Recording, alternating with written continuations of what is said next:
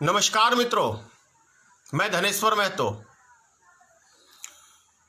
आज का वीडियो हरियाणा सरकार, गुजरात की सरकार, तमिलनाडु की सरकार और कर्नाटक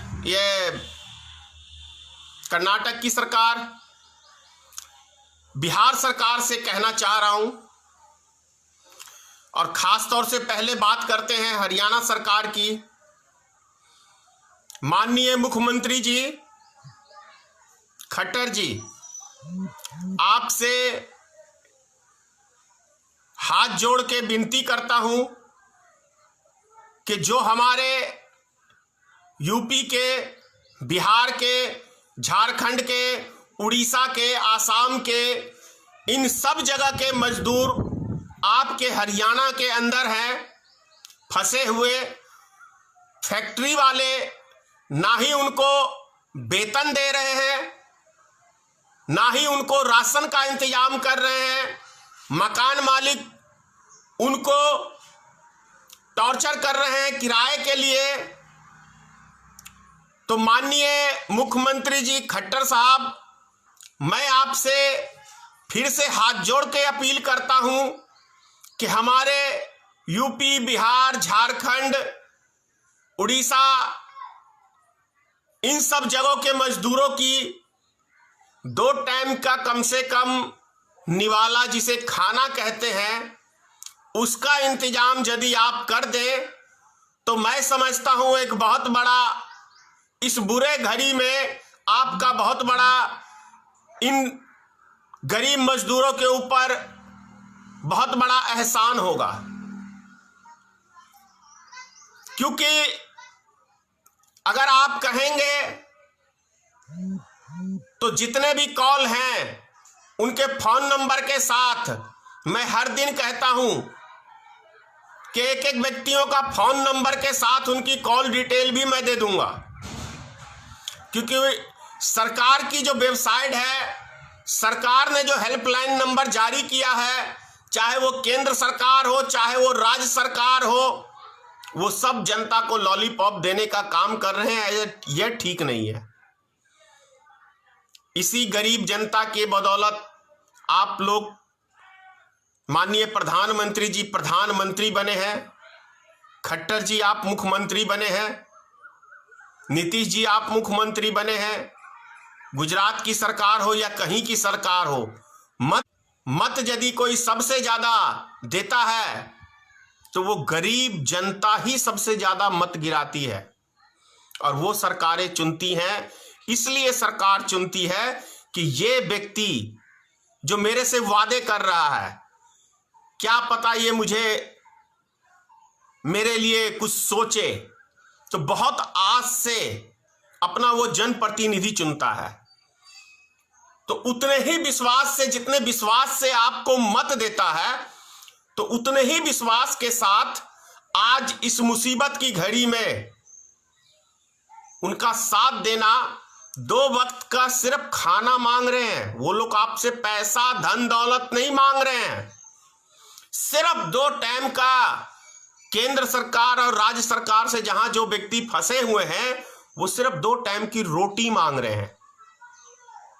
तो ये जवाबदेही सरकार की बनती है। माननीय खट्टर साहब, मैं आपसे अपील कर रहा हूं, क्योंकि इधर 3 दिन के अंदर बहुत ही ज्यादा हरियाणा से मेरे पास कॉल आया है, तमिलनाडु से बहुत ज्यादा कॉल आया है। क्योंकि वहां पे मैं जानता हूं कि हिंदी बोलने वालों से थोड़ा भेदभाव वहां किया जाता है। क्योंकि मैं करीब 30 साल पहले मैं जा चुका हूं और मैं वहां इस चीज का एहसास 30 साल पहले भी किया था। और जो वहां से कॉल आ रहे हैं वो यही आ रहा है कि प्रशासन से मदद मांगने जा रहा है तो बदले में उनको डंडा मिल रहा है। अगर रोड पे ये मजदूर निकलते हैं तो इनको पीटा जा रहा है। अब मैं एक वीडियो आपको दिखा रहा हूं उत्तर प्रदेश का, जिस लड़के ने आत्महत्या कर लिया पुलिस की मार से, क्योंकि उसको दर्द बर्दाश्त नहीं हुआ। कौन सी संविधान में लिखा हुआ है कि पुलिस वाले किसी भी व्यक्ति को जहां चाहें आज के समय में पीटना चालू कर देते हैं? क्या प्रधानमंत्री जी इसके ऊपर आप एक लफ्ज अभी तक क्यों नहीं बोले हैं? योगी आदित्यनाथ की सरकार उत्तर प्रदेश में इसके ऊपर एक लफ्ज क्यों नहीं बोला है? खट्टर साहब क्यों नहीं आपने एक लफ्ज बोला है इसके ऊपर कि पुलिस वाले भाई जाति मत करो, ये गरीब मजदूर किसान ये हमारे देश के हैं, ये मजदूर हमें हमारे उद्योगपतियों का कम पैसे में यदि कोई मजदूर हिंदुस्तान में मिलता है तो वो सबसे प्रथम बिहार है, यूपी का आदमी है, झारखंड का आदमी है, उड़ीसा का आदमी है। ये मजदूर आपको कमा के माला माल करते हैं। बदले में इनको क्या मिलता है? बदले में इनको क्या मिलता है? 2 टाइम की रोटी तक के ये अधिकारी नहीं है। अरे भाई 365 दिन जिस कंपनी में ये मजदूरी करते हैं उसके अंदर उस कंपनी के मालिक को सोचना चाहिए, थोड़ा सा तो इंसानियत होना चाहिए इन मालिकों के पास कि ये मजदूर हम लोग को कमा के हमें माला माल करते हैं, बदले में हम उनको एक दिहाड़ी देते हैं, लेकिन ये लाखों करोड़ों रुपया कमा के ये मजदूर आपका घर भरते हैं। तो जब ये मजदूर किसी मुसीबत में फंसे हुए हैं तो क्या ये कंपनी के मालिक 2 टाइम की इनको रोटी तक नहीं दे सकते हैं?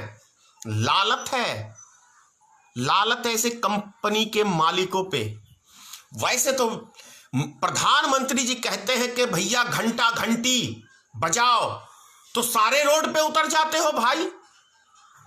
देश की एकता की बात है, मोमबत्ती जलाओ, दिया जलाओ, तो सब जला लेते हो, लेकिन 2 टाइम की गरीब आदमी को रोटी तक नहीं दे सकते हो। तो कैसी देशभक्ति है, कैसा मानवता है? ये जरूरत है। मैं तमिलनाडु की सरकार से भी अपील करता हूं, कर्नाटक की सरकार से भी अपील करता हूं, यदि हमारे वीडियो को देख रहे हो, और मैं जानता हूं कि सरकार की पैनी नजर है मेरे वीडियो पे एक एक लफ्ज पे, तो मैं आपसे अपील कर रहा हूं कि हमारे जो गरीब मजदूर, मैं एक चीज का फिर आज आप लोग को याद दिला रहा हूं कि बिहार की जनता ध्यान रखे इस बार, अगर बिहार के हित के लिए बिहार से प्रेम करना है तो ऐसी सरकारों को भगाना बहुत जरूरी है। आएगा समय बिहार में रोजगार मिलेगा, और इतना रोजगार मिलेगा कि दूसरे प्रदेश के लोग भी हमारे बिहार में आएंगे। लेकिन कब आएगा? जब हमारे बिहार में यह हिंदू मुसलमान की बीमारी दिमाग से दूर करोगे, तब आपको अच्छा सोचने का, अच्छे नेता चुनने का दिमाग में आएगा। लेकिन हिंदू मुसलमान चुनोगे तो कभी बिहार का भला नहीं हो सकता है, कभी इस देश का भला नहीं हो सकता है। और आज कोरोना वायरस से भी खतरनाक ये हिंदू मुसलमान की बीमारी है, और इस बीमारी को जानते हो कौन फैलाता है? इस बीमारी को फैलाने में बहुत बड़ा योगदान जो हम लोग हर दिन न्यूज चैनल को देखते हैं कि हमें ये देश दुनिया की हालचाल बताएगा, क्या सही है क्या गलत है इसकी समाचार देगा। लेकिन आपको ये न्यूज चैनल वाले क्या दे रहे हैं आज के टाइम में? ये न्यूज चैनल वाले आपको क्या दे रहे हैं? कोरोना वायरस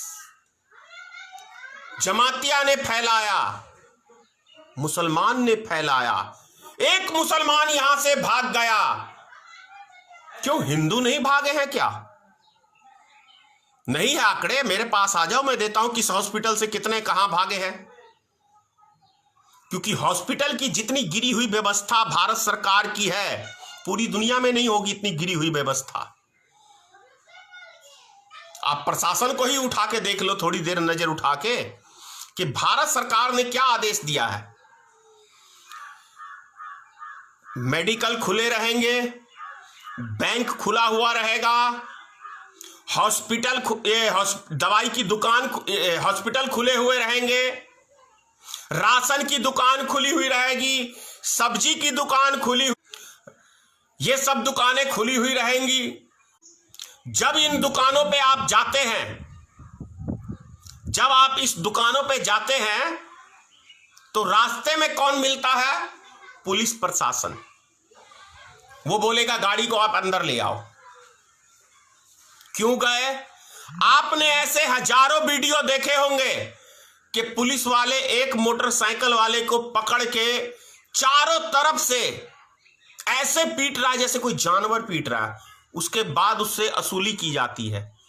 क्योंकि ये भारत सरकार ने ही इंश्योरेंस नहीं होने पे 2000, रोड परमिट नहीं होने पे 10,000, ये मोटरसाइकिल का चालान है। जितने की गाड़ी नहीं है उतने का चालान ये भारत सरकार ने लगाया है। और अभी मैं आपको बता दूं, मैं मधुबनी से हूं, सतघारा गांव इजरा पंचायत के अंतर्गत आता है, बगल में रैयाम थाना है।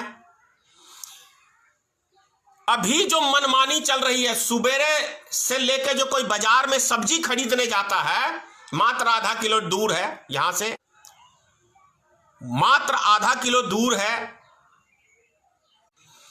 लगाए हुए है 50 मोटरसाइकिल आज की टाइम में सुबेरे।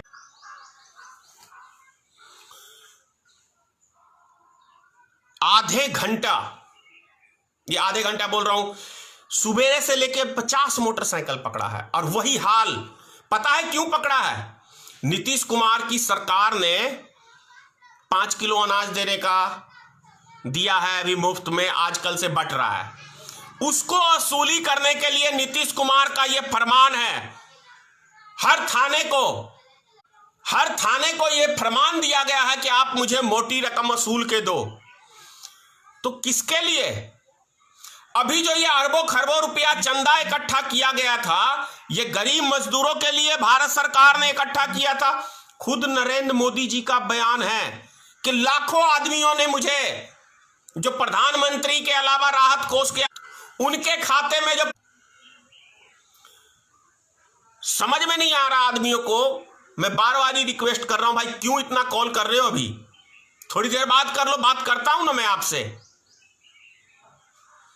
जानबूझ के डिस्टर्ब किया जाता है कि आप ना बना पाए वीडियो। ये कौन करते हैं? मैं जिसको गोबर भक्त कहता हूं, वो इसीलिए गोबर भक्त कहता हूं क्योंकि उनको अच्छे बुरे की पहचान नहीं है। उनके दिमाग में गोबर घुसा हुआ है। मोदी जी ने कहा वो सही है, मोदी जी भगवान है, मोदी जी बाप है। अरे मोदी को किसने बनाया? मोदी को किसने बनाया? मोदी ने इस देश की जनता को नहीं बनाया, इस देश की जनता ने मोदी को बनाया। इतनी अकल नहीं है क्या? हमने अपना मत दिया तब नरेंद्र मोदी प्रधानमंत्री बना है, हमने बनाया है उसको। इस बात को दिमाग में डाल लो। कोई नेता को नेता नहीं बनाता है, पब्लिक को पब्लिक नेता बनाती है। तो गोबर भक्तों, ये दिमाग में डाल लो, ये चीज को दिमाग में डाल लो। लास्ट में प्रधानमंत्री जी, बिहार के मुख्यमंत्री जी, यूपी के मुख्यमंत्री जी, सबसे अपील करता हूं कि अपने अपने नागरिकों को देखिए, नजर उठा के। बहुत परेशान है, बहुत दिक्कत में है। वो धन दौलत नहीं मांग रहे हैं, सिर्फ आपसे 2 टाइम की रोटी मांग रहे हैं। और कुछ गोबर भक्तों ने मुझे फोन करके कहा है कि जो बाहर कमाते हैं वो सबके पास पैसा रहता है। अरे गोबर भक्तों, तुम्हारे आका के आगे ना नाथ ना पीछे पग्घा है। वैसा ही व्यक्ति तुम भी होगे। तुम्हारे भी माँ बाप होते हुए भी तुम बिन माँ बाप के होगे, क्योंकि तुम सिर्फ अपने लिए जीते हो। प्रधानमंत्री सिर्फ अपने लिए जीता है। अगर अपने लिए नहीं जीता प्रधानमंत्री तो कभी अपनी घरवाली नहीं छोड़ता। इतनी सी बात गोबर भक्तों तुमको क्यों नहीं समझ में आता कि जो व्यक्ति अपने घर परिवार का नहीं हो सकता वो देश का कभी नहीं हो सकता है। जो व्यक्ति एक शादीशुदा होते हुए निर्वाचन आयोग के पर्चे में लिखता है कि मैं शादीशुदा नहीं हूं, मैं कुमारा हूं, वो व्यक्ति कैसे हो सकता है सही? जो व्यक्ति कहता है कि मैं 15 साल भीख मांग के खाया हूं, वो कैसे हो सकता है सही? जो व्यक्ति बोलता है कि मैं 14 साल की उम्र में घर छोड़ के भाग गया हूं, वो व्यक्ति कैसे सही हो सकता है? जो व्यक्ति ने इस देश के नौजवान को प्रत्येक साल 2 करोड़ नौकरी देने का वादा किया था और सबकी नौकरी खा गया, वो व्यक्ति कैसे सही हो सकता है? जो व्यक्ति ने विदेश से 100 दिन के अंदर काला धन लाने की बात कही थी और उस 17-18 के अंदर 50% काला धन उस बैंक में बढ़ गया, वो व्यक्ति सही कैसे हो सकता है? इतनी सी बात समझ में नहीं आ रही। जो व्यक्तियों ने कहा, प्रधानमंत्री ने कहा कि हम किसानों की दुगुनी आय कर देंगे, किसानों का बेड़ा गर्क करके रख दिया, वो व्यक्ति कैसे सही हो सकता है? इतनी सी बात समझ में नहीं आती। अरे ये बीमारी हिंदू मुसलमान की बीमारी से निकलो बाहर। यदि हिंदू मुसलमान की बीमारी से आप बाहर नहीं निकलोगे तो ना ये देश रहेगा ना तुम रहोगे, क्योंकि हम सबको ये नफरत की बीमारी, ऐसी बीमारी ये डाल दिया गया है कि कोई सुरक्षित नहीं रहेगा, हम सब नहीं रहेंगे। तो देश के विषय में सोचो, किसी व्यक्ति विशेष के विषय में मत सोचो, धनेश्वर महतो के विषय में मत सोचो, ना ही प्रधानमंत्री के विषय में सोचो। देश के विषय में सोचोगे तो सबका कल्याण होगा। किसी व्यक्ति विशेष के विषय में सोचोगे तो आज भी इस देश का बेड़ा गर्द है और कल भी इस देश का बेड़ा गर्द होगा, क्योंकि सोच किसी भी चीज को आगे ले जाती है और किसी भी चीज को गड़क में ले जाती है। तो आपकी सोच बेहतर रहेगी तो ये देश आगे जाएगा, आपकी सोच घटिया रहेगी तो ये देश नर्क में जाएगा। जय हिंद, जय भारतीय मित्र पार्टी। मां भगवती आप सबको सद्बुद्धि दे। जय श्री राम, जय माता जानकी। धन्यवाद।